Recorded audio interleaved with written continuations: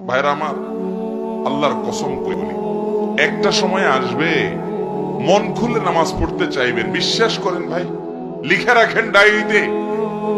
আপনাকে যদি আল্লাহ হায়াতে বাঁচিয়ে রাখেন, যুবক ভাইয়েরা, তরুণ ভাইয়েরা, একটা বয়স আসবে মনে চাইবে একটু রবকে মন খুলে সেজদা দেই, একটু লম্বা করে রুকু করি।